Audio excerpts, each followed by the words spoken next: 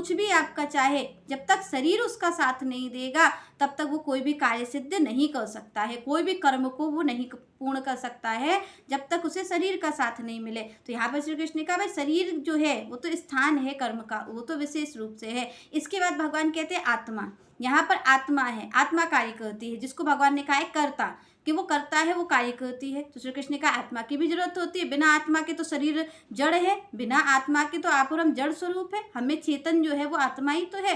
तो यहाँ पर चेतनता लाने वाली आत्मा है। तो भगवान ने कहा बिना आत्मा के भी कार्य सिद्ध नहीं हो सकता है, कर्म पूर्ण नहीं हो सकता, और बिना शरीर के भी नहीं हो सकता है। तीसरी बात भगवान ने यहाँ पर कही इंद्रियां, जो आपकी इंद्रियां हैं, तो श्री कृष्ण ने कहा इनके बगैर भी कार्य पूर्ण नहीं होगा। क्योंकि ये जो आपके मन में आ रहा है ना कि मैं इस कार्य को कर लूँ, या फिर कभी आपका मन प्रसन्न हो रहा है, कभी आपका मन पीड़ित हो रहा है, कभी आपका मन किसी चीज़ को प्राप्त करने की कोशिश कर रहा है, तो उसके मूल में क्या है? ये इंद्रियां हैं, 5 ज्ञानेंद्रिया, 5 कर्मेंद्रिया और 1 मन, और मन सब इंद्रियों का स्वामी है। तो यहाँ पर श्री कृष्ण ने कहा भाई इनके बगैर तो काम हो नहीं सकता है, ये इंद्रियां ही तो आपको बताती हैं, आप में चेतनता जो है वो इंद्रियों के ही कारण है, इंद्रियां ही आपको बताती हैं कार्य करने के लिए, उसी के उसमें आप डूबे हुए, तभी तो आपकी दुर्गति हो जाती है।